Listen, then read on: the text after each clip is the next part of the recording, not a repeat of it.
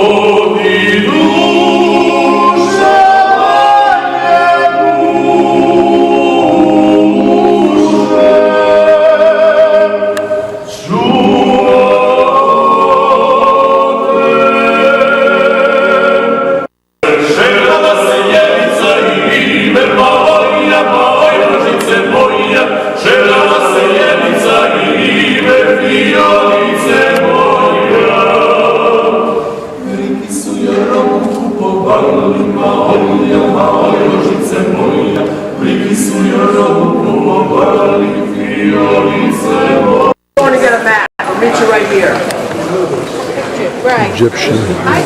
Diocletian actually recaptured Egypt during his reign of being emperor. Egypt, yeah? He probably brought that back from Egypt, yeah, in his reign. Well, this is the old city. This is where people now live, banks and hotels. This is where we just came out. That triangular part here, that is 1700 years old. It is preserved more or less intactly.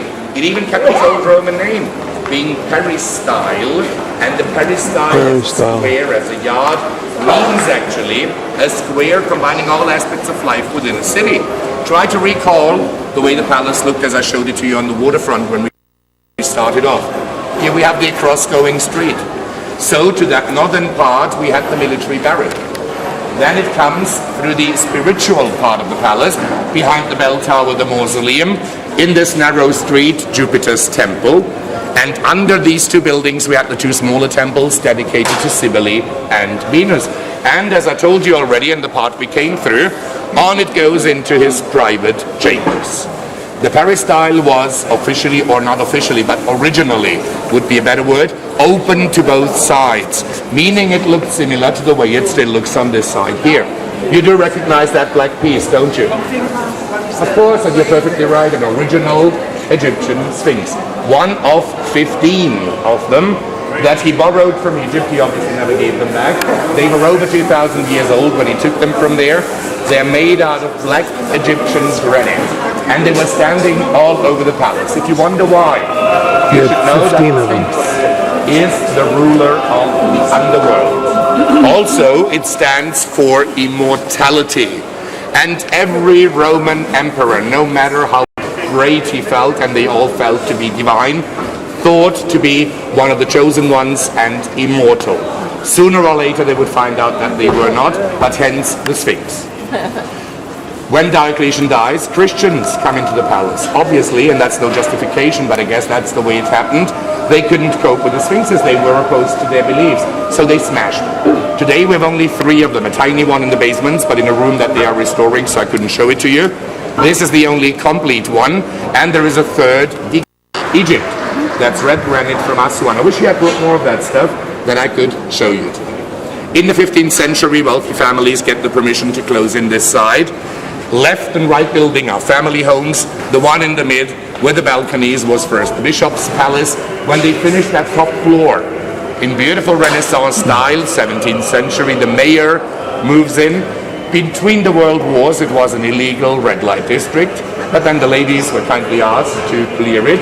They restore it completely and install a nice cafe, which is called Luxor by purpose.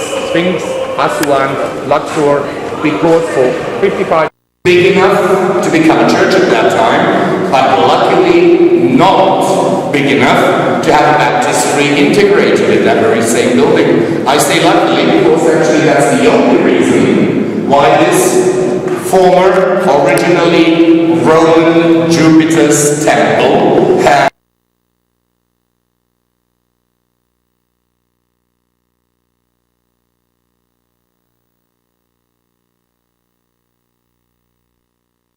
The Baptist, we're in the baptistry. in writing that Some Centurions from Diocletian's time here. Nice red headdresses. Pretty legs. Sandals, looking like probably very authentic sandals. The gladiator. euros to take a picture with them. They are paid again by the tourist board, so just join them. Take a picture. If you want to tip them a couple of kuna, that's up to you, but they're not allowed to charge you, just for you to know. If you're in the city today afternoon at 3 o'clock, no spectacle, but they've got sir. And you have a look down to the left, you will be seeing the western gate, but we will see it again from the outside. It looks much nicer. Unfortunately, in the early 70s, they allowed such disgusting things to be built. I would love to meet the architect, shake his hand and break his hand, so he can never design something ugly like that. It's the inside of a bank here. That was built on the Roman floor. He's just pointed out this sewer opening like a indent. And this clerk is standing on the Roman floor. The desks, 1700-year-old Roman structure. in a yard. I didn't study Latin, but I love the way they called these yards propugnaculum, and it means inner defense yard. Try to picture a medieval castle, Northern the same gate. principle. There was a solid door that was always closed in this arch. Behind the red bricks we have the guard path. They would try to attract as many of the enemy into this yard, and you see the slug in the arch.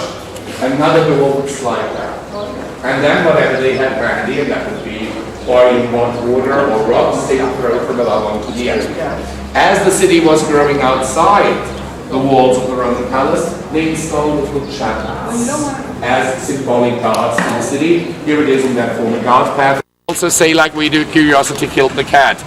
Let's first wrap up the story with the palace. Do you realize that this here is the first time that we have ever left the palace? After I took you down into... Don't you have a Golden Gate Bridge? This is the width of the palace. We're standing sort of in the middle area. It was the most important of all the entrances. Hence, Porta Aurea, Golden Gate in translation. The half-rounded openings that we have to both sides of that gate used to be originally open. These were former guard paths. As the people were moving into the palace, and when the best locations, living ancient Roman urban structure in the entire world. And that's a nice fact to have in your own city. Now about this young gentleman. N-I-N, it's a little place about 100 miles away. Gregory from Nîmes, Here at the end of the with the 9th bishop, of the 10th century. 10th century. He comes to split to two church congresses, trying to fight out with the church, wanting them to introduce Croatian during church service instead of the Latin Sphinx. There he was pointing with his long finger against the bell tower, accusing the church for having him killed. In World War II, today we're best friends, but in World War II the Italians were the first to take over. At that time they want to Italianize everybody, so they don't like him at all. They cut him. Have a good look, you can still see the across-going lines.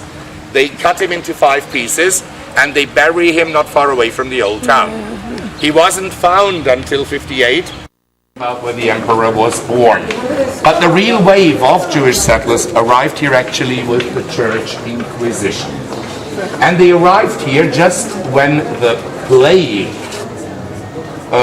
was over, and they were given by the authorities devastated homes that were of course sanitized and mainly located in this part here.